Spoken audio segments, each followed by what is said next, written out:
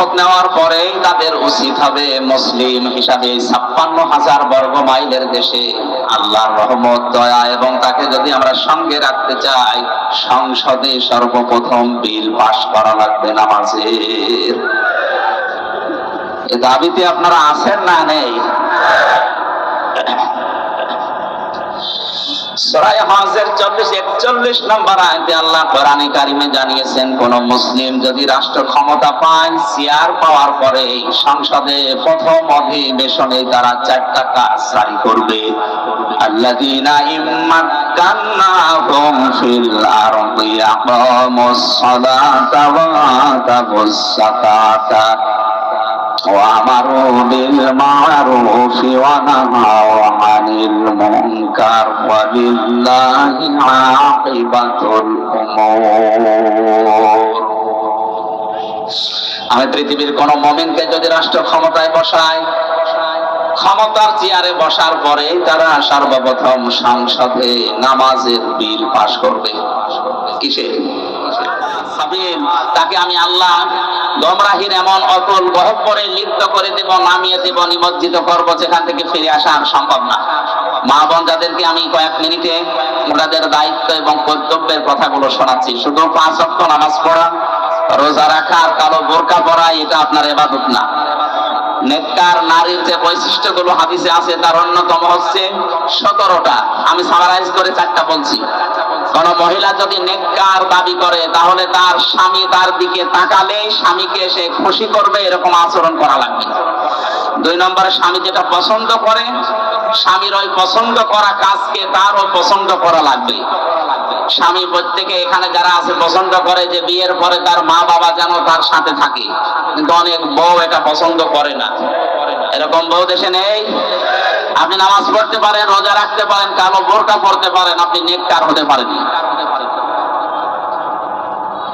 আমার মনে হয় বেশি বলা হয়ে যাচ্ছে, আবার রাগ করবে না, সামনে বার বলে হুজুর আমার দরকার নেই।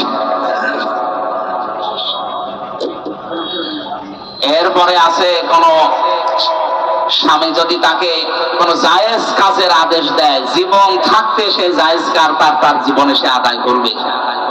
সন্তান সন্ততি এবং তার সম্পদ আদি যেগুলো তার আমানতে থাকবে, দায়িত্বে থাকবে, এগুলোর সঠিক ব্যবহার সে করবে। আল্লাহ আমাদেরকে, মা বোনদের এই দায়িত্বগুলো, নামাজ রোজা মাস্ট বি, এগুলো তো থাকবে, পাশাপাশি এই দায়িত্বগুলো সঠিকভাবে পালন করার তৌফিক দিন, আমিন। এখানে হযরতে ফাতেমার জীবন থেকে 2টা পয়েন্ট ছিল। আমরা আসরের নামাজ পড়বো 4টার সময়, 5-6 মিনিট আছে, আর শরীর এবং রাতেও মাহফিল আছে।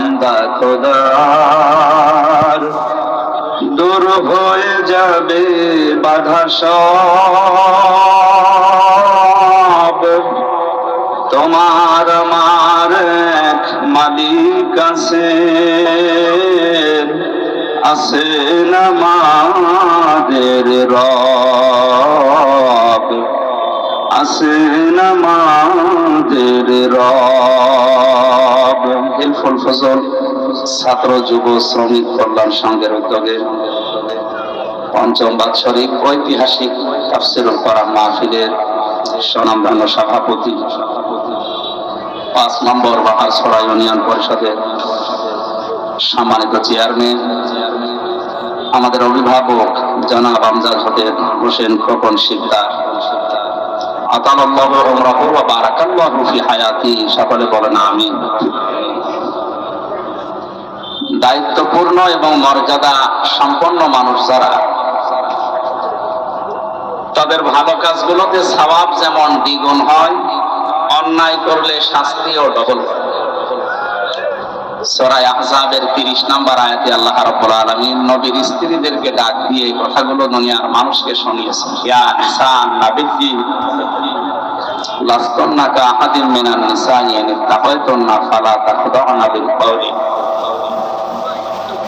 সূরা নিসা আহজাবের 30 নম্বর, 31, 32, 33 এই আয়াতগুলোতে নবীর স্ত্রীদেরকে আল্লাহ সম্বোধন করে জানিয়েছেন যে তোমাদের সম্মান মর্যাদা যেমন বেশি, তোমাদের দায়িত্বও বেশি। এখানে আজকের মাহফিলের যিনি দায়িত্বে আছেন, সভাপতি, ইউনিয়ন পরিষদের যত হাজার মানুষ আছে তাদের দায়িত্ব তার কাঁধের উপরে। কিয়ামতে এই মানুষগুলো সম্পর্কে আল্লাহ তাকে জিজ্ঞাসা করবে, কুল্লুকুম রাঈন ওয়া কুল্লুকুম মাসউলুন আন রাইয়াতিহি। প্রতিটি মানুষই দায়িত্বশীল, কিয়ামতে তার স্ব দায়িত্ব সম্পর্কে তাকে জিজ্ঞাসা করা হবে। যে দায়িত্ব আল্লাহ তার মাথার উপরে তুলে দিয়েছেন সঠিকভাবে সুচারুরূপে খেদমতের নিয়তে সঠিকভাবে পালন করার তৌফিক আল্লাহর কাছে কামনা করছি। আল্লাহ যেন তাকে দান করেন, বলেন আমিন। ইকো হালকা কমিয়ে দেন, ইকো হালকা কমিয়ে। আমরা জানি কোরআনে কারীম শোনার কিছু আদব আছে, তার ভেতরে দুইটা গুরুত্বপূর্ণ তথ্য আল্লাহ দিয়েছেন। ওয়াইদা কুরিয়াল কুরআনু ফাসতামিউ লাহু ওয়া আনসিতু লাআল্লাকুম তুরহামুন। এটা আর 10টা অনুষ্ঠানের মতো অনুষ্ঠান না, এটা আল্লাহর কোরআনে কারীমের অনুষ্ঠান। এটা পুরাটাই ইবাদত। সুবহানাল্লাহ। এটা শোনার দুইটা আদব আল্লাহ এখানে দিলেন। যখন শুনবেন চুপ থাকবে এবং স্থিরভাবে শুনবেন। ইন্না ফি যালিকা লাযিকরা লিমান কানা লাহু কলবুন আও আলকাস সামআ ওয়া হুয়া শাহীদ। আল্লাহ তাআলা বলেন, আবার অবশ্যই আমার এই জিকির যদি কেউ শুনতে চায় সে যেন দিলের কান লাগিয়ে শোনে, উপস্থিত হয়ে শোনে এবং অন্যের কাছে পৌঁছিয়ে দেওয়ার নিয়তে শোনে বা উপস্থিত। এই জন্য আমাদের উচিত হবে যে এটা যেহেতু 1-1.5 ঘন্টা কথা বলবো আমরা, পুরাটা এটা ইবাদত। ইবাদত যেভাবে করা লাগে আশা করছি আমরা ওইভাবে করব। আল্লাহ তুমি আমাদের তৌফিক দিও, আমিন। মাহফিলের প্রধান অতিথি শাইখুল মাশায়েখ, টেকনাফ সদর ইউনিয়ন পরিষদের সাবেক চেয়ারম্যান জনাব শাহজাহান মিয়া, আল্লাহ তার জীবনের ভালো কাজগুলো মঞ্জুর করে, অন্যায় যদি মানুষ হিসাবে কিছু করে নিজ গুণে যেন ক্ষমা করে দেন। এতক্ষণ পর্যন্ত যারা আলোচনা রাখলেন, মুফাসসিরে কোরআন বরিষ্ঠ কণ্ঠের অধিকারী জনাব মাওলানা আশরাফ বিন মোবারক আলী সিদ্দিকী বগুড়া, কথা বলেছেন জনাব মাওলানা হোসাইন আহমেদ মাহফুজ মুফাসসিরে কোরআন চুয়াডাঙ্গা, কথা বলেছেন জনাব মাওলানা হাফেজ ইজহারুল হক। মঞ্চে বসা আছেন জনাব মাওলানা আবুল কাশেম, জনাব মাওলানা হাফিজুর রহমান সিদ্দিক জিহাদি, ঝিনাইদহ সহ নাম না জানার সম্মানিত ওলামায়ে কেরাম, সামনে বসা মুসলমান ভাইরা, পর্দার আড়ালের সম্মানিতা মা এবং বোনেরা, প্রাণপ্রিয় কক্সবাজারবাসী। 3টি বছর আমরা অন্ধকারের জীবনে ছিলাম, মুক্ত জীবনে এসে আল্লাহর শুকরিয়া আদায় করছি। সবাইকে নিয়ে বলছি আলহামদুলিল্লাহ। চার দেওয়ালের মাঝে ওটা একটা আলাদা জগৎ, দুনিয়ার সাথে যেহেতু কানেকশন বিচ্ছিন্ন, একটা আলাদা জগৎ থেকে এসে আপনাদের দেখেও নতুন মনে হচ্ছে। কথা বলার অভ্যাস তো এই প্রায় 3 বছর আর নেই, কথা বলিও না। বের হওয়ার পর থেকে চট্টগ্রামে একটা আর ঢাকা আশুলিয়াতে একটা অনুষ্ঠান করেছিলাম অফিসের সময়। আরো 5-7টা করলে আস্তে আস্তে ইনশাআল্লাহ ক্লিয়ার হয়ে যাবে, আগের স্বাভাবিক অবস্থায় আবার কোরআনের কথাগুলো উপস্থাপন করতে পারবো আমি আশা করছি। দোয়া চাই আপনাদের কাছে, আল্লাহ আজকের আয়াত থেকে হেদায়েতমূলক কিছু কথা বলার জন্য তৌফিক আমাকে ভিক্ষা দেন, জোরে বলেন আমিন। দরুদ আর সালাম পাঠ করছে আমাদের নবী মানবতার মহান শিক্ষক মুহাম্মদুর রাসূলুল্লাহ সাল্লাল্লাহু আলাইহি ওয়াসাল্লামের প্রতি, যার আনিত আদর্শ মানবতার মুক্তির একমাত্র গ্যারান্টি। আমরা যে যাই করি না কেন কিয়ামতে সুপারিশ কিন্তু তার লাগবে। কথা বলেন ঠিক কিনা? নবীজির সুপারিশ পাওয়ার জন্য আল্লাহ কোরআনে কারিমে কয়েকটা শর্ত দিয়েছে। আমি আপনি আন্দাজে উম্মত দাবি করলে হবে।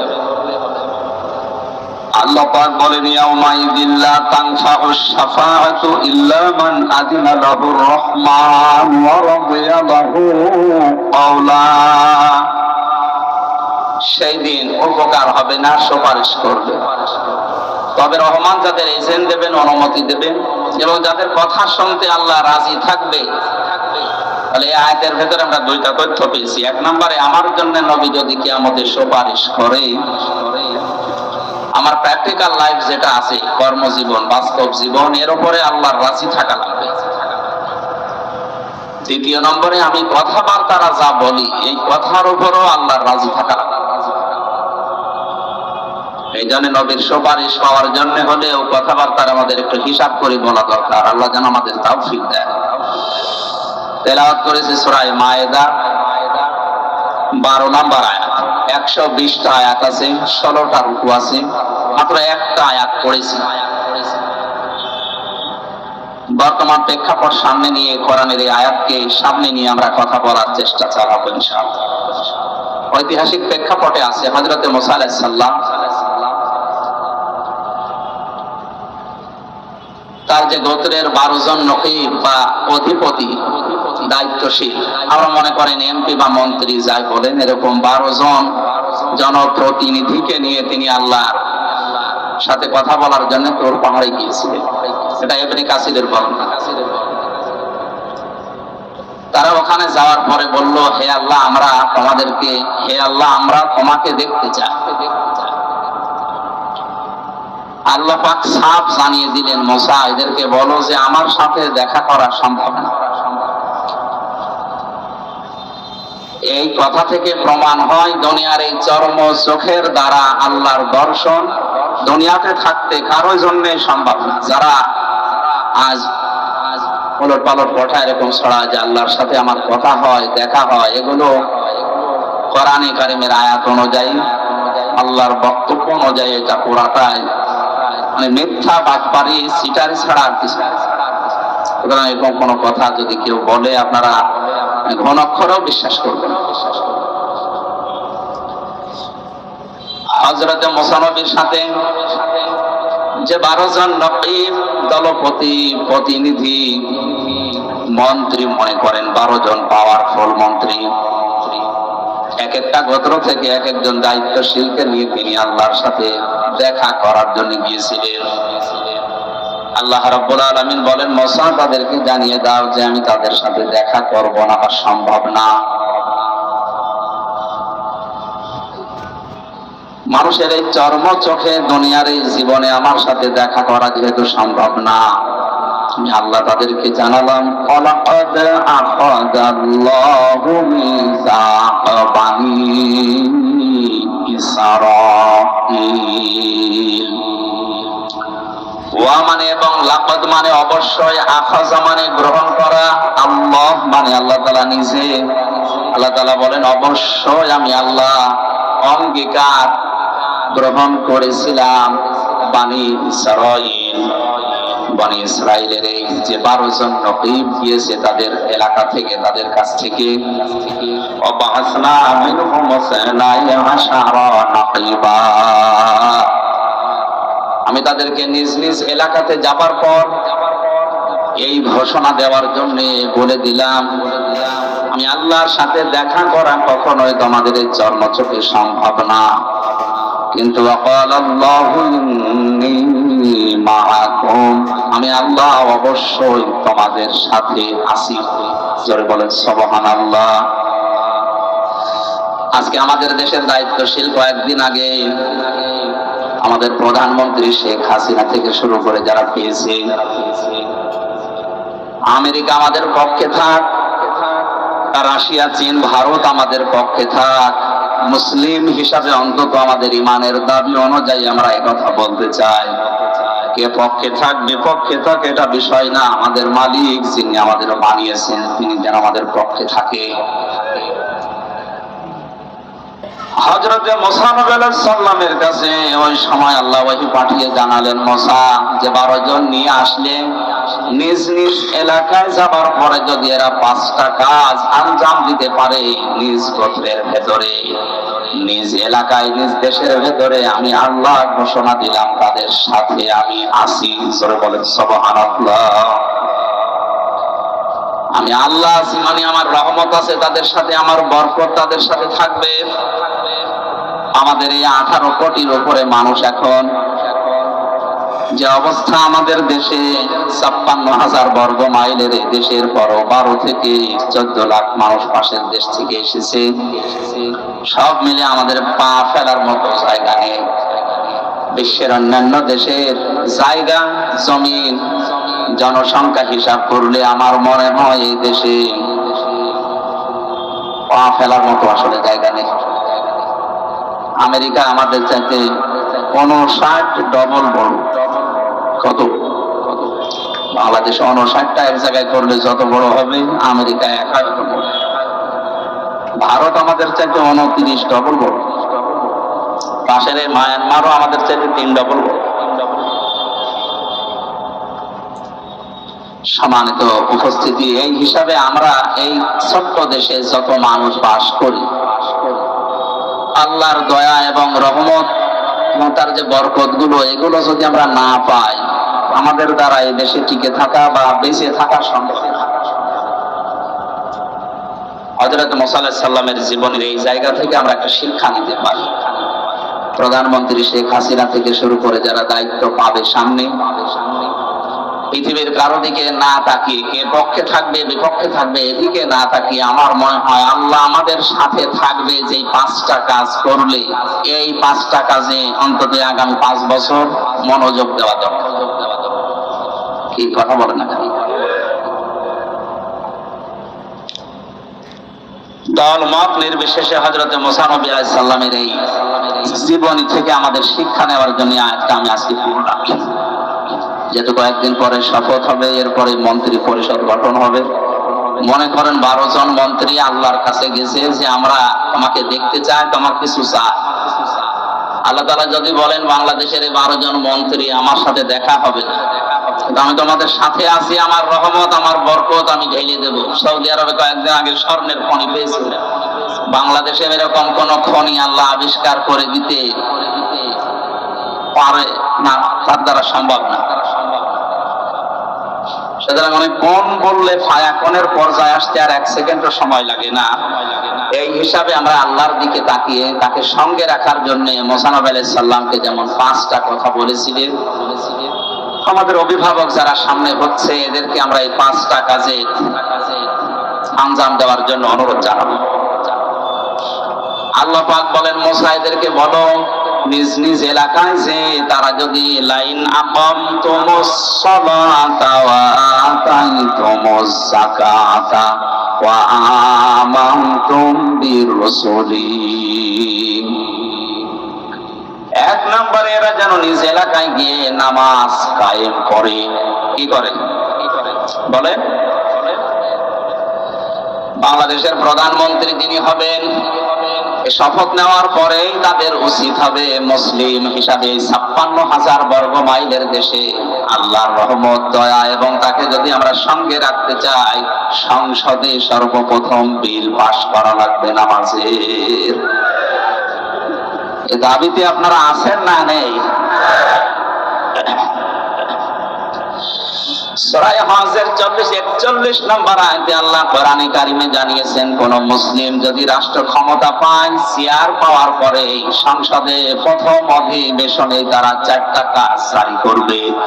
আল্লাযীনা ইম্মাক্কান্নাহুম ফিল আরদি আকামুস সালাতা ওয়া আতাবুস যাকাতা وأمروا بالمعروف ونهوا عن المنكر ولله عاقبة الأمور।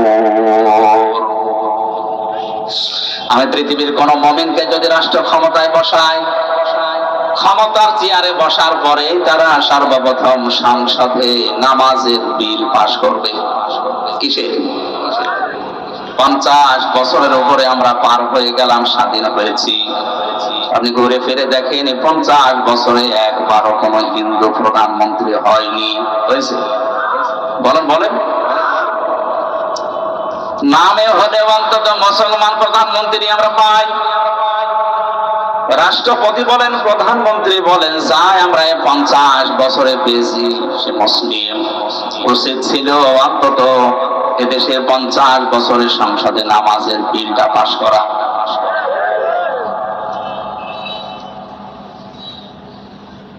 আল্লাহ রাব্বুল আলামিন সঙ্গে যদি থাকে কি হয় তার বাস্তব প্রেক্ষাপট আপনি হেরা গুহা নাম আমরা শুনেছি, গারে সূর নাম শুনেছি, বাস্তবে নিজেও আমি দেখে এসেছি।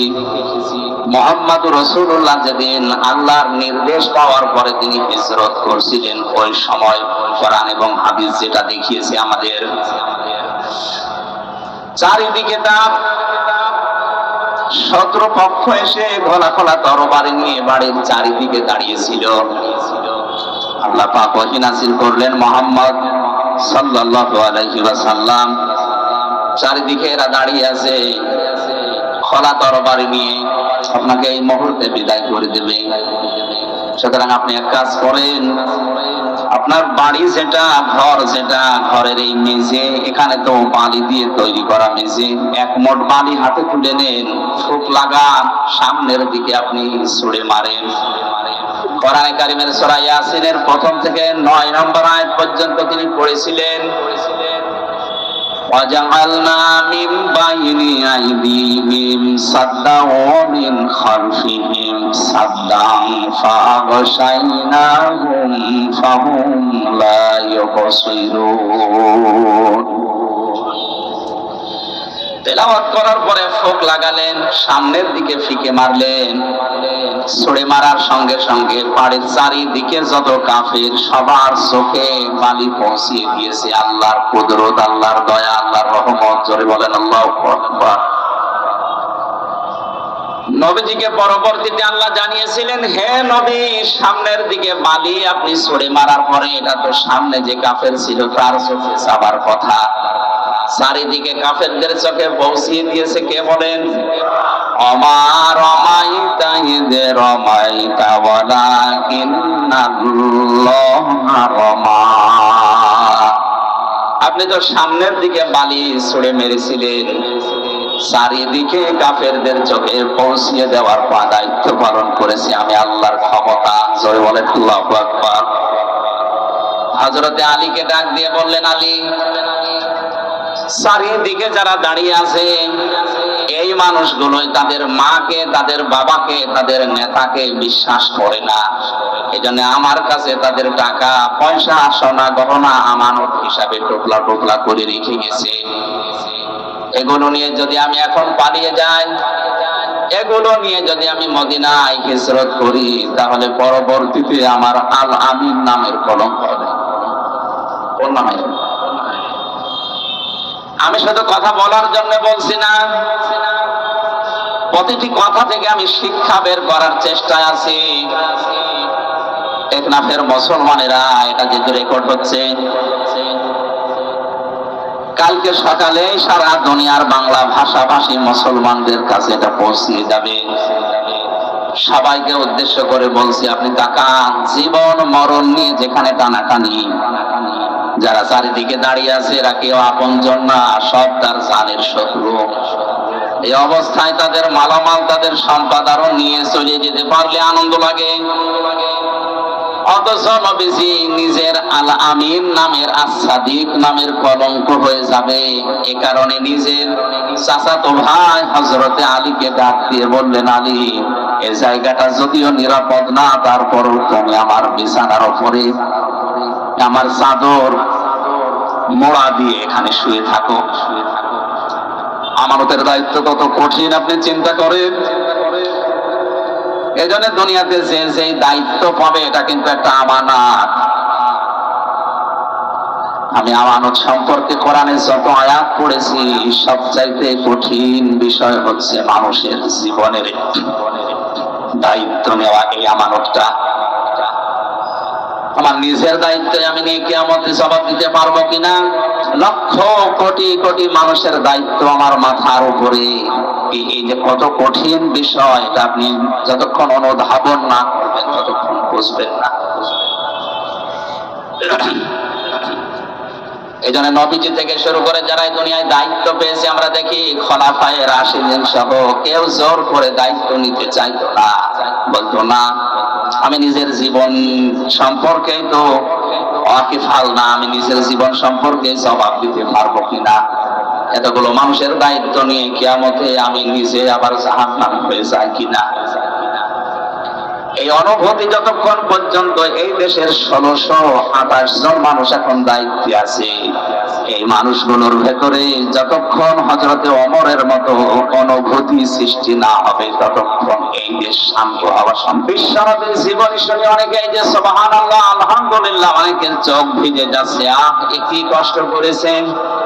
নিজের বাস্তব জীবনের সাথে যদি আপনি মিলাতে যান তখন টের পাবেন এই বাস্তবতা কত কঠিন। আমরা জানি নবীজির জীবনী শুনলে সওয়াব হয়। হ্যাঁ, তখন সওয়াব হয় যখন এই কথাগুলো নিজের প্র্যাকটিক্যাল লাইফে আপনি মিলাতে পারবেন। তখন হযরতে আলীকে বললেন, আমার এই চাদরটা মোড়া দিয়ে এখানে ঘুমিয়ে থাকো। ওই যে টোপলা টোপলা গুলো দেখতে পাও, এগুলো কারো স্বর্ণ, কারো রূপা, কারো টাকা পয়সা আমার কাছে রাখা। ওরা নিজেদের মানুষদেরকে বিশ্বাস না করে আমার কাছে আমানত রেখেছে। এগুলো আমি হিজরত করে যখন চলে যাব ওরা সকাল বেলায় এসে আমারে পাবে না। আমাকে না পেয়ে আমার বিছানায় যখন তোমাকে পাবে সঙ্গে সঙ্গে তুমি এই নাম লিখা লিখা দেখে তাদের হাতে তাদের এই আমানত গুলো পৌঁছিয়ে দিও। হুজুর বলেন আল্লাহু আকবার।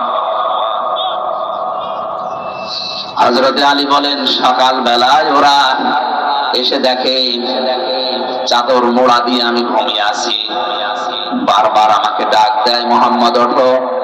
ওরা তো জানে না চাদরের নিচে কি আছে। একবার, দুইবার, তিনবার ডাক দেওয়ার পরও যখন আমি উঠি না, জোর করে ওরা চাদর টানাটানি করছিল। সিরাত ইবনে হিশাম লিখেছে, যত টানাটানি করে হযরতে আলী চাদরটা তত শক্ত করে ধরে রাখে। তার মনের ভেতরে এই চিন্তা ছিল, এরা চাদর টানাটানি করতে করতে যত সময় যাপন হবে বিশ্ব নবী তৈবা হলেও মদিনার দিকে এগিয়ে যাবে। টেকনাফের মুসলমানের এখান থেকে হযরতে আলী জীবন চলে যাবে এখনই, কোনো গ্যারান্টি নেই তার হাতে এখনই চলে যেতে পারে। কারণ আন্দাজে যদি এক কোপ দেয় তরবারি দিয়ে সঙ্গে সঙ্গে জীবন চলে যাবে। কিন্তু তার মনের ভেতরে আকাঙ্ক্ষা, এই কামনা, এই বাসনা যে আমি টানাটানি করতে করতে আমার জীবনও যদি শেষ হয়ে যায়, যতক্ষণ সময় যাপন হবে বিশ্ব নবীকে আল্লাহ তৈবা হলেও মদিনার দিকে নিরাপদে এগিয়ে দেবে। আমাদের সামনে এরকম সময় যদি আসে, জীবন যদি চলেও যায়, আমি আঁকড়িয়ে ধরে রাখবো ইসলামকে। পেছনের দরজা দিয়ে হলেও এমন ভাবে ইসলামকে সাহায্য করব, আল্লাহর বিধানকে এগিয়ে দেওয়ার জন্য। অন্তত আল্লাহর বিধান যেন এই পৃথিবীতে 2 দিনের জন্যও টিকে থাকে। আমার কথার অর্থ হয়তো আলেমরা বুঝেছেন। আমাদের মহা আমানতের দায়িত্ব এখন মাথার উপরে। এই মেম্বার গুলো, এই স্টেজ গুলোর আমানত বড় কঠিন আমানত। এটা যদি আমি সঠিকভাবে পালন না করি, আল্লাহ নিজে এবং যত সৃষ্টিকুল আছে সবাই আমার উপরে লানত দেওয়া আরম্ভ করবে। বলেন আল্লাহ। কোরআনে কারিমে 2 জায়গায় আয়াতটা আমি পেয়েছি, ইন্নাল্লাযীনা ইয়াকতুমুনা মা আনজালাল্লাহু মিনাল কিতাবি ওয়া ইয়াশতারুনা বিহি সামানান ক্বালীলা উলাইকা মা ইয়াকুলুনা ফি বুতুনিহিম ইল্লান নার। সূরা বাকারার 172 নম্বর আয়াতে সম্ভবত আছে। আল্লাহ তাআলা বলেন, ইন্নাল্লাযীনা, নিশ্চয় যে বা যারা, এখানে কোনো আলেমের নাম নেই, কোনো চেয়ারম্যান, কোনো এমপি, কোনো মন্ত্রীর নাম না। আল্লাযীনা ইসমে মওসুলা, সবাই এর ভেতরে আমরা আছি। নিশ্চয় যে বা যারা, মা আনজালাল্লাহু মিনাল কিতাবি, যা আমি আমার কিতাবের ভেতরে নাজিল করেছি, এটা জানার পরেও দুনিয়ার কোন স্বার্থ পেয়ে এটা গোপন করে রাখছে, ভবিষ্যতেও রাখবে। এক তো মনে, এটা মোজারে, বর্তমান, ভবিষ্যৎ, প্রেজেন্ট, ফিউচার, 2টা কাল নিয়ে আল্লাহ এই শব্দটা গঠন করেছেন। একটু খেয়াল করে শোনেন, কোরআনের কোন শব্দ বোঝার জন্য কোন মানুষ যদি চেষ্টা করে, ওটা যদি নাও বোঝে তাও 500 রাকাত নফল নামাজের সওয়াব হয়। একটু খেয়াল করেন, এক তো মোনা, যারা গোপন করছে ভবিষ্যতেও করবে, যেহেতু 2টা কাল আছে। এখন যারা গোপন করছে বলতে এখন আমরা যারা দুনিয়াতে উপস্থিত আছি, কিয়ামত পর্যন্ত যারা দুনিয়ায় আসবে সবাই আয়াতের ভেতরে আছে না নেই? মান জালাল্লাহু মিনাল কিতাবি, আল্লাহর কিতাব থেকে তুমি যা জানো এটা যদি গোপন করে রাখো, ওয়ায়াশতারুনা বিহি সামানান কলিলা, আর এটা গোপন করলে ইহুদিরা খুশি হবে, খ্রিস্টানরা খুশি হবে, সর্বোপরি বাংলাদেশের মুনাফিক মুসলমানরা খুশি হবে। এ খুশি হওয়ার পরে মুসলমান মুনাফিকরা আপনার হাদিয়া তওফা বাড়িয়ে দেবে, আপনার বেতন বেড়ে যাবে, আপনার পদোন্নতি হবে, অনেক কিছু দুনিয়ায় আপনি পাবেন। মাঝখান থেকে যে হাদিয়া তওফা বেতন ভাতা যা আসবে নজর নিয়ে আছে, আল্লাহ বলেন উলাইকা মা ইয়াকুলুনা ফি বুতুনিহিমিল নার, এদের পেটের ভেতরে যেগুলো দেয় এগুলো জাহান্নামের আগুন ছাড়া আর কিছু না। জোরে বলেন নাউজুবিল্লাহ। আমার মুসলমান ভাইরা, এই জন্য আমাদের উচিত হচ্ছে এই স্টেজ গুলো, মসজিদের মেম্বার গুলো, রাজনৈতিক যে মঞ্চ গুলো, এগুলোর আমানত, এই দায়িত্বটা আমাদের পালন করা দরকার। হযরতে আলী বলেন, আমি যত শক্ত করে ধরি ওরা তত শক্ত করে টানাটানি করে, শেষ পর্যন্ত সিদ্ধান্ত নিলাম ওরা যদি আমাকে মেরেই ফেলে আমার জীবন হয়তো শেষ হয়ে যাবে। ওরা চাদর উল্টিয়ে দেখবে আমি আলী, তাড়াতাড়ি ওরা দৌড় দেবে মুহাম্মদ রাসূলুল্লাহর পেছনে।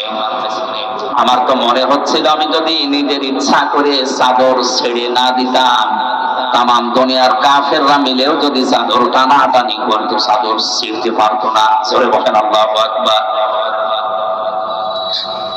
নবীজির ওই জীবনের দিকে তাকিয়ে, নিরাপত্তার দিকে তাকিয়ে শেষ পর্যন্ত আমি চাদর ছেড়ে দিলাম। ওরা আমাকে দেখার পরে জানে যে এটা আবু তালেবের ছেলে, ডাক দিয়ে বলে মুহাম্মদ কই। আমি ওদের সাথে বার্গেনিং আরম্ভ করলাম, কথা কাটাকাটি শুরু করলাম। মুহাম্মদ কোথায় আছে? ঠিক আছে, এদিকে ওদিকে বলতে বলতে শেষ পর্যন্ত বললাম এই আমানত গুলো আছে, এগুলো একটা একটা করে বুঝে নাও। যতক্ষণ ওদেরকে বুঝিয়ে দিচ্ছিলাম, বিশ্ব নবী মদিনার দিকে ওই পা এগিয়ে যাচ্ছিলেন। কিছু দূর যাবার পরে বিশ্ব নবী হযরতে আবু বকরের কথা মনে হলো, বাড়িতে যেয়ে ডাক দিলেন আবু বকর। সিদ্দিক আকবর রাদিয়াল্লাহু তাআলা আনহু বলেন, লাব্বাইক ওয়া সাদাইক ইয়া রাসূলুল্লাহ, আমি হাজির হয়ে গেছি, আমার কাঁধের উপরে ছোট টোপলাও আছে। নবীজি বলেন, আবু বকর 6 মাস আগে আমি তোমাকে শুধু ইঙ্গিত দিয়েছিলাম যে হিজরত করা লাগতে পারে, তোমাকে আজকে তো আমি জানাইনি যে আজকে আমার সাথে যাওয়া লাগতে পারে, তুমি টোপলা নিয়ে আগে বসে আছো। হযরতে আবু বকর বলে, হে রাসূল, 6 মাস আগে আপনি যখন ইঙ্গিত দিয়েছিলেন, ওই দিন থেকে শুরু করে আজকের এই দিন পর্যন্ত রাতের বেলা আমি কোনোদিন আরাম করে ঘুমাইনি। আমি সব সময় প্রস্তুতি নিয়ে আছি, কখন না জানি আপনি ডাক দেন। ওনাদের নামের শেষে সিদ্দিক আকবর এমনি যোগ হয়নি। আমাদের নাম তো হামজা থেকে আমির, হামজাও কেউ বলতে চাই না।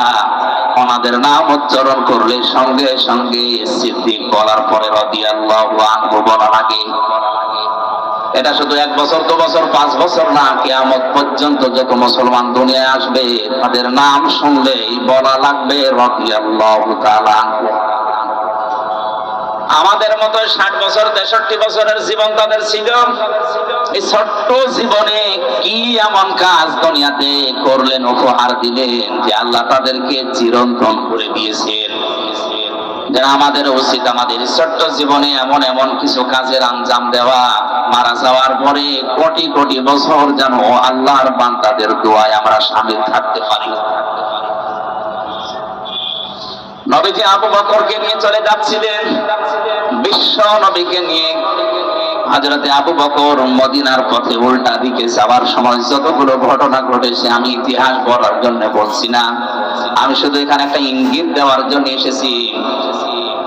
গাড়ে সরে যখন নবীজিকে নিয়ে হযরতে আবু বকর লুকিয়ে পড়লেন, কাফেরেরা ওই সময় যে খুঁজতে খুঁজতে একেবারে গুহার ওই মুখ পর্যন্ত পৌঁছে গিয়েছিল। ইতিহাস যারা লিখেছেন, আমি নিজে ওই গুহা পর্যন্ত উঠেছিলাম, ওই জায়গাতে 2 রাকাত নামাজও পড়ে দেখেছি। বসলে আমার মনে হয় যদি একটু কেউ বাম থেকে বসে ভেতরে কি আছে দেখা যায়। হযরত আবু বকর কিন্তু ঘাবড়িয়েও গিয়েছিলেন। আল্লাহর নবী মুহাম্মদুর রাসূলুল্লাহ একটুও বিচলিত হননি, ভেঙে পড়েননি। ওই কঠিন অবস্থায়ও তিনি বলেছিলেন, আবু বকর ভয় পেও না, মহান আল্লাহ রব্বুল ইজ্জাত আমাদের সাথে আছেন। ইন্নাল্লাহা মা'ানা। এই যে মা'ানা টান দেওয়া আছে এক আলিফ, আমরা শুধু 2 জন না, আমাদের সাথে আরেকজন আছে, তিনি আমাদের মালিক আল্লাহ। বলে সুবহানাল্লাহ। এজন্য দুনিয়ার পরিবেশ যত কঠিন হোক, যত ভয়ঙ্কর হোক, আমি যে 2 লাইনের গজলটা বলেছিলাম ইসলামের সঙ্গীত, ওর ভেতরে আমার আজকের এই আলোচনার সারমর্ম আছে। রেখো না মনেতে ভয়, বান্দা খোদার, দূর হয়ে যাবে বাধা সব, তোমার আমার এক মালিক আছেন, আছেন আমাদের রব, আছেন আমাদের রব। সরে বলেন ঠিক কিনা? বিশ্বনবী এই কঠিন অবস্থায়ও তিনি ঘাবড়িয়ে যাননি। আল্লাহ রাব্বুল আলামিন বলেন, আমি সঙ্গে সঙ্গে আমার সাকিনা, তার মানে আমার ফেরেশতা নাজিল করে তাকে সাহায্য করেছিলাম। যে সাহায্যের কথাগুলো আমরা বিভিন্ন আলেমদের মুখে শুনেছি। আমার শিক্ষা দেওয়ার বিষয় হচ্ছে বিশ্বনবী মুহাম্মদুর রাসূলুল্লাহ আল্লাহকে সঙ্গে নেওয়ার কথা জানিয়েছিলেন এই জায়গায়। সূরা আনফালের ভেতরে আছে, বদরের ময়দানে আবু জেহেল যখন আনন্দে লাফাচ্ছিল, শয়তান এসে তার কাছে সোরাকার সুরত ধরে বলেছিল, কোনো ভয় নেই, আমি তোমাদের সঙ্গে আছি। আল্লাহ রাব্বুল আলামিনের নবী বললেন, ইন্নাল্লাহা মা'ানা, অবশ্যই আল্লাহ আমাদের সাথে আছে। সঙ্গে সঙ্গে থাকে যারা, আমরা জানি ওগুলো থাকে পেছনে। সঙ্গে যারা থাকে ওরা কোথায় থাকে? আমি আলেমদেরকে বলছি, সঙ্গে যারা থাকে ওরা থাকে কোথায়? পেছনে থাকে। সাথে যারা থাকে ওরা থাকে আগে। আমাদের মালিক যিনি, আমাদের মনিব যিনি, তাকে আমরা পেছনে না, আমরা সঙ্গের সাথে বা সামনে রাখতে চাই। নবীজি যেটা করেছিলেন, এই জন্য আল্লাহ খুশি হয়ে তাদেরকে সাকিনা, ফেরেশতা, রহমত নাজিল করে সাহায্য করেছিলেন। আজ যদি আমরা শয়তানদেরকে সঙ্গে না রেখে আল্লাহকে সাথে রাখতে পারি, নবীজিকে আল্লাহ যদি গাড়ে সরে সাহায্য করতে পারেন, সে সাহায্যে এখন বন্ধ হয়ে যায়নি, কিয়ামত পর্যন্ত আল্লাহর ওই সাহায্যের দরজা খোলা থাকবে ইনশাআল্লাহ। আমাদের ইমানের পাওয়ার থেকে আল্লাহ হয়তো সামনে পরবর্তীতে দেবে। আমার এই আলোচনার মূল শিক্ষা ছিল কিন্তু এটা, আল্লাহকে সঙ্গে রাখার জন্য, নামাজ কায়েম করার জন্য এই মানুষগুলোকে আল্লাহ আদেশ দিলেন যে আমাকে দেখার দরকার নেই, যদি সঙ্গে রাখতে চাও আমি তোমাদের সাথে থাকবো, আমার রহমত থাকবে, এলাকায় গিয়ে নামাজ কায়েম করো। 300 জন এমপি আমাদের এই দেশে এখন নির্বাচিত হয়ে গেছে অলরেডি। সামনে সংসদ যে বসবে, আমার মনে হয় সর্বপ্রথম নামাজের বিল আনা তাদের ইমানি দায়িত্ব। দাবির সাথে আপনারা যদি একমত থাকেন, আল্লাহকে দেখান, লিল্লাহি তাকবীর। আলহামদুলিল্লাহ, ঠিক আছে।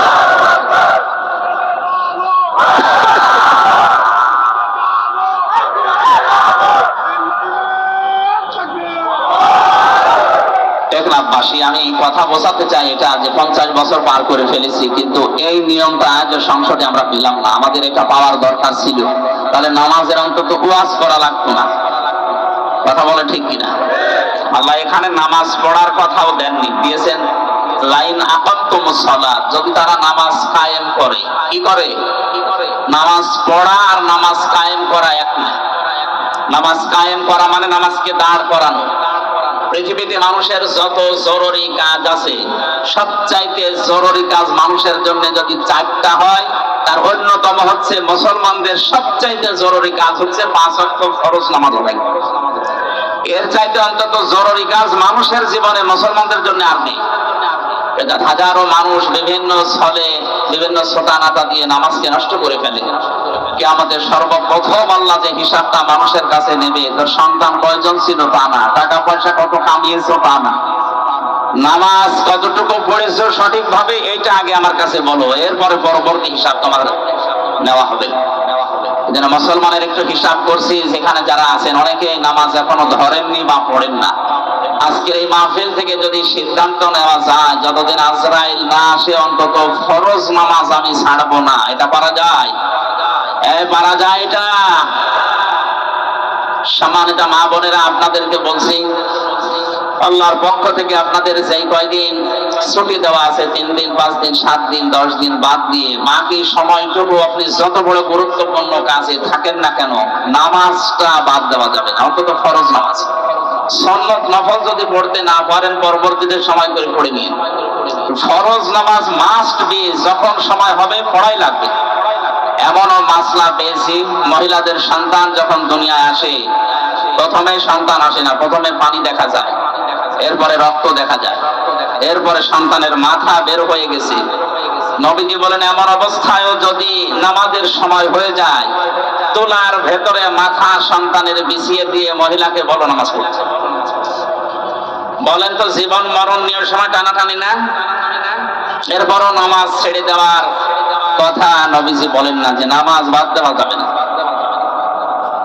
যেন আশা করছি আমি নামাজের ওয়াজ করার জন্য বসি নাই, খালি একটা পয়েন্ট বললাম, যত কাজে থাকে ফরজ নামাজটা বাদ দেবেন না, তাহলে আপনি আল্লাহর জিম্মা থেকে আল্লাহর চোখের আড়াল হয়ে যাবেন। এমনকি এমনও কোরআনে সূরা তাহার 124 নম্বর আয়াতে আছে,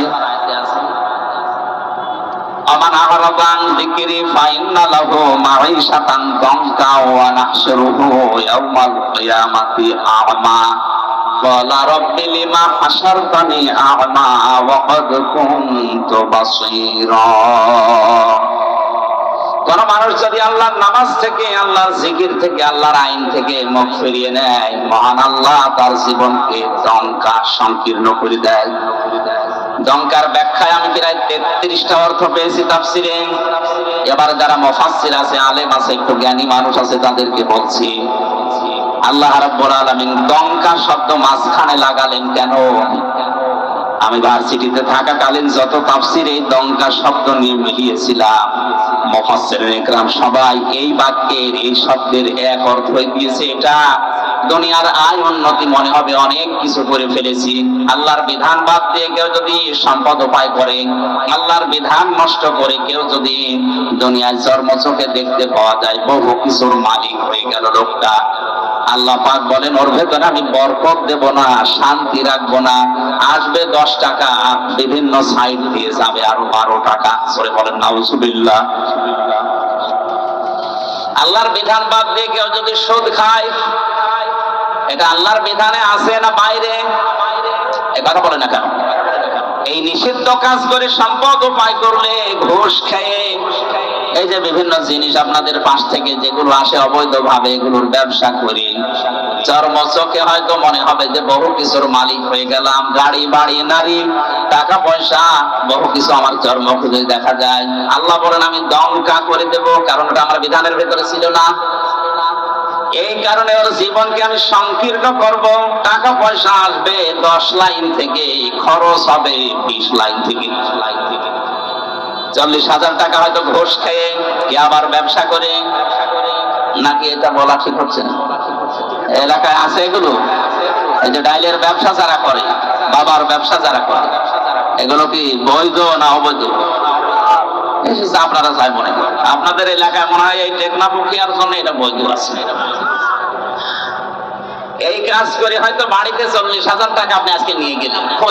এই দঙ্কাটা ভালো করে শুনে না, 40,000 টাকা বাড়িতে নিয়ে গিয়ে দেখলেন আপনার স্ত্রী মাথা ধরে পড়ে আছে, কি গো আমার মাথা ব্যথা, চলো ডাক্তারের কাছে। ওখানে গেল 5,000। বাড়িতে এসে দেখছেন আপনার ছোট্ট সন্তান চিল্লাচ্ছে, কি গো জিনে ধরেছে। হুজুর ডাক দিয়ে ছেড়ে নিয়ে কবিরাজ নিয়ে আয়। ছেলের দিকে তাকিয়ে, কি তোমার কি? আমার পেটে ব্যথা। একটা সমস্যা আসতে আছে। নিয়ে এসেছিলেন 40,000 টাকা, চলে যাচ্ছে 42,000। এটা থাকবে না। আল্লাহর বিধানটা বাদ দিয়ে কেউ যদি উপায়ন্তর করে, আল্লাহ দঙ্কা করবে তো দঙ্কা করবে। শুরু হয়ে কিয়ামা, এটা আরো কঠিন। এই দুনিয়ায় শেষ না, যখন আরেকটা জগৎ সামনে আসবে মরণের পরে, ওই জগতে উঠবেন যখন চোখ থাকবে না, অন্ধ হয়ে উঠবে। জোরে বলেন নাউজুবিল্লাহ। লোকটা বলবে রব্বুল আলামিন, আমার তো চোখ ছিল, আজকে আমার চোখ অন্ধ কেন? তুমি চোখটা ভালো করে দাও, আমি আদম নবীকে দেখবো। উনি 60 হাত লম্বা ছিলেন, 40 হাত মোটা ছিলেন, একটু দেখবো কেমন আদম নবী। আল্লাহ রাব্বুল আলামিন ধমক দিয়ে বলবেন, ক্বালা কাযালিকা তাতকা আয়াতুনা ফানাসিতাহা ওয়া কাযালিকাল ইয়াউমা তুনসা।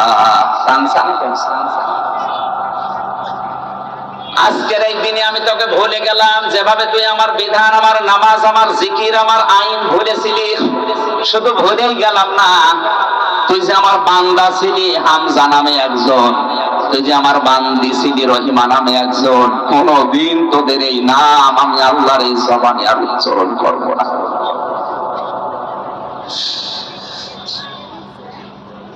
বাবা নিজের নাম ধরে ডাকলে কেমন সুন্দর লাগে, আপনার কাছে কেমন মধুর লাগে। আমার বাবা আমার যখন হামজা বলে ডাক দেয়, এর ভেতরে আমি যেন আনন্দ পাই। দুনিয়ার মানুষ আমারে মুফতি, মাওলানা, হাফেজ, আমির হামজা বলতে আমার ভালো লাগে না। বাবার মুখ থেকে শুধু হামজা শুনতে যদি এত ভালো লাগে, এত পছন্দনীয় হয়, এত মধুর লাগে, মায়ের কাছ থেকে যিনি আমাকে বানিয়েছেন কিয়ামতের ওই কঠিন ময়দানে, তিনি আমার নাম ধরে আর কোনোদিন ডাকতেন না। আমার মনে হয় এর মতো হতভাগা, দুর্ভাগা দুনিয়াতে আর নেই। এজন্য আল্লাহর বিধান নষ্ট করছেন যারা, থেমে যান। আপনার এই ছোট্ট জীবনে হয়তো ধোকায় পড়ে আছেন। অফিসে যারা চাকরি করে, একদিন, 2 দিন, 3 দিন না গেলে অন্ত চাকরি চলে যায়। এমনকি 3 দিনের পরে বস যদি ভালো হয়, বলে দেখো এভাবে যদি চলে আমার এই প্রতিষ্ঠান চলবে না, টাইট করার জন্য, সতর্ক করার জন্য 1 দিনের বেতন পর্যন্ত কেটে নেয়। কথা বলে না কেন? একটু নিজের দিকে তাকিয়ে বলেন, এই 30 বছর, 40, 50, 60 বছর বয়স আপনার, 5 বার করে আল্লাহ তার পায়ে সেজদা দেওয়ার জন্য ডাক দিয়েছিলেন, একবারও কোনোদিন দেননি। অথচ তিনি কোনোদিন আমার খাবার বন্ধ করে দেননি।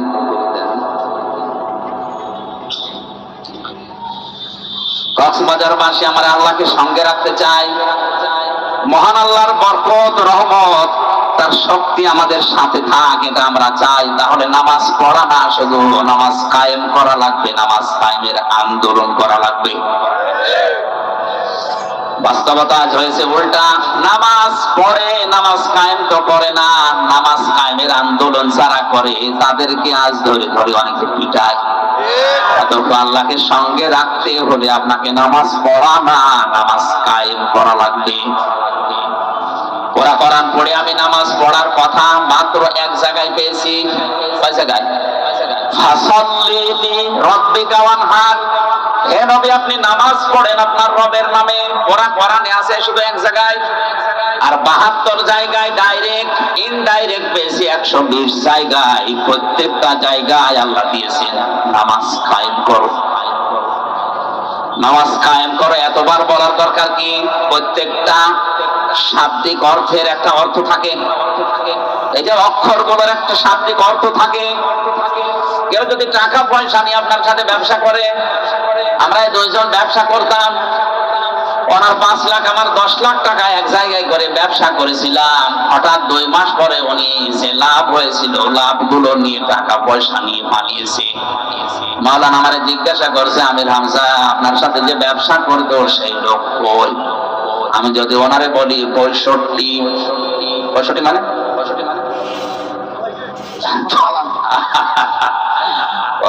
মানে অনেক টাকা পয়সা নিয়ে পালিয়েছে। এই পালিয়েছে, এটার এক কথায় অর্থ কি? 65। কথা বলেন না কেন? মারামারি করছে 2 জন, একজন আরেকজনকে এমন ভাবে চড় দিয়েছে, ঘষি দিয়েছে, কিল দিয়েছে, ডাক দিয়ে বলছে ভাই কেমন দিলেন? বলছে 100। 100 মানে এর উপরে আর মায়ের নেই, পরিপূর্ণ করে একেবারে দিয়েছে। প্রতিটি সংখ্যার অর্থ আছে, আল্লাহ 72 এমনি বলেন না, এর উপরে আর বলার দরকার নেই, এই জন্য 72 বলেছে। আব্দুল্লাহ ইবনে উবাইয়ের জন্য নবীজি দোয়া করার জন্য যখন হাত তুলেছিলেন, হযরতে জিবরাইলকে আল্লাহ বললেন হে নবী হাত নামান, এর জন্য দোয়া করা তো দূরের কথা, এর কবরের পাশে আপনি দাঁড়াতে পারবেন না। ইন তাস্তাগফির লাহুম 70 মাররাতান ফালা ইয়াগফিরাল্লাহু লাহুম, এর জন্য যদি আপনি 70 বারও ক্ষমা চান, তারপরও একে আমি আল্লাহ ক্ষমা করব না। নবীজি বলেন আল্লাহ আমি যদি 71 বার ক্ষমা চাই তাহলে তোমার ওই কথা আর থাকে না। আল্লাহ বলেন লান আছে, মজারের আগে লান আসলে অর্থ হয় কখনোই হবে না। আমি 70 বার তো একটা সংখ্যা বোঝানোর জন্য বলেছি, 70 মাররাতান, পরের শব্দে দেখো ফালাই ইয়াগফিরাল্লাহু লাহুম। কক্সবাজার ভাষায় আপনাকে একটা ইঙ্গিত দেই, ইয়াগফির শব্দটা দেওয়ার পর আল্লাহ হোম বহু বচন দিয়েছেন, কেননা আব্দুল্লাহ ইবনে উবাইয়ের নাম আল্লাহ কি জানে না? এ কথা বলেন না কেন? তার নাম আল্লাহ জানতেন, নামটা এখানে বসিয়ে দিলেন না কেন? হোম বহু বচন জমির দিয়ে আল্লাহ জানিয়েছেন কিয়ামত পর্যন্ত আব্দুল্লাহ ইবনে উবাইয়ের চরিত্র অনেকের ভেতরে থাকবে, তারা নামাজ পড়বে কিন্তু নামাজ কায়েম করবে না, নামাজ কায়েমের আন্দোলনও করবে না। নবী এই মানুষগুলো যদি মারা যায় এদের জন্য 70 বার দোয়া করলেও আমি আল্লাহ তাদের মাফ করব না। সরে বলেন নাউজুবিল্লাহ। এখানে আজ যারা বাংলাদেশে নামাজ শুধু পড়ছেন, নামাজকে পরিবারের, সমাজে, রাষ্ট্রে দাঁড় করানো দরকার, এটা কায়েম করা দরকার রাষ্ট্রীয়ভাবে। এ দায়িত্ব পালন করার জন্য যারা আছে তাদেরকে এগিয়ে দেওয়া দরকার।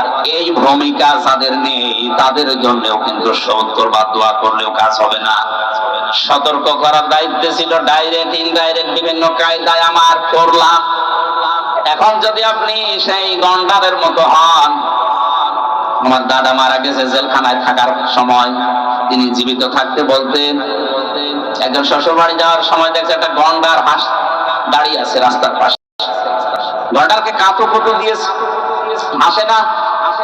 3 দিন শ্বশুর বাড়ি থাকার পরে ফিরে আসার সময় দেখে গন্ডার হাসতেছে। কিরো 3 দিন আগে কাঁটো কুটো দিলাম তখন হাসলে না, এখন হাসতেছ? গন্ডার বলে বন্ধু এই 3 দিন সময় লেগেছে চামড়া ভেদ করে কাতুকুতু লাগতে। গন্ডারের কাতুকুতু লাগতে সময় লাগে কয়দিন? আর আমাদের 50 বছরও হয়নি। এই 50 বছর অনেক কোরআনের পাকে ওয়াজ করেছে যে নামাজ কায়েম করা লাগবে। কথা বলে না কেন? আব্দুল্লাহ ইবনে উবাই নামাজ পড়তো, তাও আমার মতো হামজার পেছনে না, নবীজির পেছনে। এই টেকনাফ পাহাড় ছড়া মসজিদে না, ও নামাজ পড়ে কাবা শরীফে মসজিদে নববীতে নামাজ শুধু পড়েছে। নামাজে কায়েম করা লাগবে আল্লাহকে সঙ্গে রাখার জন্য, দায়িত্ব তার জীবনে ছিল না। এই জন্য 70 বার দোয়া করেও আল্লাহ তাকে মাফ করেনি, এমনকি তার কবরের পাশে দাঁড়ানো নিষেধ। এই জন্য আল্লাহ ইয়াগফিরাল্লাহু লাহুম দিয়েছে। এর মতো চরিত্রের দুনিয়ায় যারা আছে কিয়ামত পর্যন্ত আসবে, এদের জন্যও যদি কাবা শরীফের ইমামও দোয়া করে মাফ চায়, আল্লাহ তাদের মাফ করছে না, করবে না, করছে না, করবে না। এই শব্দ কোথায় আছে? এই যে একফের মজারে এর আগে লান, আরবি গ্রামার অনুযায়ী মজারের আগে লান আসলে অর্থ হয় কখনো কোশ্চিন কালেও হবে না। এই জন্য আমি সতর্ক করলাম এই আয়াত দিয়ে, হোম এই শব্দটা দিয়ে। আল্লাহ আমাদেরকে যেন বোঝার এবং বাস্তবে আমল করার তৌফিক দান করে, বলেন আমিন। নামাজ কায়েমের যত অর্থ আমি কোরআনে এবং হাদিসে পেয়েছি, তার সবচেয়ে ভালো আমার কাছে মনে হয় পঠিত বিষয় এবং এই আনুষ্ঠানিক যে শিক্ষাগুলো আছে, এখান থেকে যে শিক্ষা আল্লাহ দিতে চেয়েছেন ওইগুলো নিজের ব্যক্তি, পরিবার এবং সমাজ, রাষ্ট্রে প্র্যাকটিক্যাল লাইফে কায়েম করে দেখানো, এইটার নাম হচ্ছে আকামতুস সালাহ। আমরা যে নামাজে দাঁড়িয়েছি কাতার সোজা হয়ে, কি হয়ে, এখান থেকে একটা শিক্ষা আল্লাহ আমাদের দিতে চান। সে শিক্ষাটা হচ্ছে কাতার সোজা করো। কাবা শরীফে বারবার ইমাম সাহেব এই কথা বলে, কাতার সোজা করেন, আরবিতে বলে কাতার সোজা করেন বারবার। আকামত হয়ে যাওয়ার পরও প্রায় দিন 2, 3 বার, 4 বার, 5 বার বলে। আমি ওই সময় হজে যাওয়ার সময় 16 সালে ভালো বুঝি না, এখন বুঝতেছি যে কাতার সোজা না হলে কি হয়। আজ বিশ্বের 57টা মুসলমান রাষ্ট্র, আমাদের কাতার যদি সোজা থাকতো আমার মনে হয় এই ফিলিস্তিনের অত্যাচার বন্ধ হয়ে যেত। আমাদের কাতার ঠিক আছে। নামাজের এই কাতার থেকে আল্লাহ এই শিক্ষাটা আমাদেরকে বারবার 5 বার দিতে চেয়েছেন যে কাতার সোজা করো। যার জন্য কাতার বাঁকা হবে তার অন্তর পর্যন্ত বাঁকা করে দেবে, এমন হুঁশিয়ারি আছে আপনি। এটা তো এমনিতে দেয়নি। আজ আমরাও যদি বাংলাদেশে যারা বাস করি, এরা যদি 5 ওয়াক্ত নামাজের মতো কাতার সোজা করে সমাজে আমরা সোজা হয়ে যেতাম, এই দেশে কেউ অন্যায় করে সমাজে টিকে থাকতে পারতো না। এই জন্য আমাদের উচিত হবে কাতার সোজা করো। এ কথা যখন ইমাম বলে, এখানে আওয়ামী লীগ, বিএনপি, জাতীয় পার্টি, জামাত, চরমনায় যখন সব এক হয়ে যায়, এই কাতার শেষ করে যখন সমাজে যাবেন, রাষ্ট্রে যাবেন, পরিবারে যাবেন, ওখানেও যেন আমাদের কাতার এক থাকে। এই কথা বলেন। ওই জায়গায় যাবার পরে যদি আল্লাহ বিরোধী, শরীয়ত বিরোধী, ইসলাম বিরোধী কোনো কাজ দেখা যায়, এ কাতার ওই জায়গায় সোজা থাকার দরকার আছে না? আমাদের শিক্ষা সিলেবাসে যে বিষয়গুলো এখন নতুন নতুন করে দেওয়া হচ্ছে, এগুলো যদি আপনি দেখেন, আপনার বিবেকে, আপনার এই মস্তিষ্কে, আপনার শক্তি, মনুষ্যত্ব যদি বলে না এগুলো ইসলাম মেনে নেয় না, এগুলো আল্লাহ রসুলের বিরুদ্ধে, নামাজের ওই কাতারে দাঁড়িয়ে যেভাবে সব সোজা ছিলেন, পরিবারের, সমাজে, রাষ্ট্রে এসে যদি এই কাতার সোজা করা লাগে, আপনারা এই কাতার সোজা করে সোজা রাখতে রাজি আছেন? কারা কারা দেখি? লিল্লাহি তাকবীর, লিল্লাহি তাকবীর।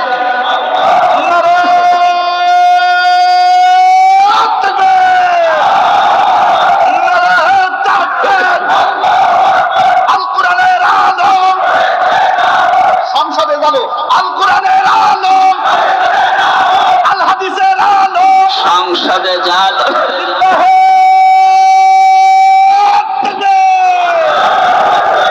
আমার শরীর অসুস্থ, কণ্ঠ ভাঙ্গা, যার পরও ভাঙ্গা ভাঙ্গা কথায় আমি যেটা বোঝাতে চেয়েছি, আশা করছি আপনারা বুঝেছেন।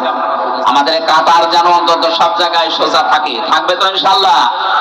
আল্লাহকে সঙ্গে রাখার জন্য প্রথম নাম্বার কাজই নামাজ কায়েম করা। দায়িত্বে যারা আছেন বা দায়িত্ব যারা পাচ্ছেন, আমাদের প্রধানমন্ত্রী শেখ হাসিনা থেকে শুরু করে যারা দায়িত্বে থাকবেন, এখন আশা করব নামাজের বিল আমাদের সংসদে সর্বপ্রথম কায়েম হবে।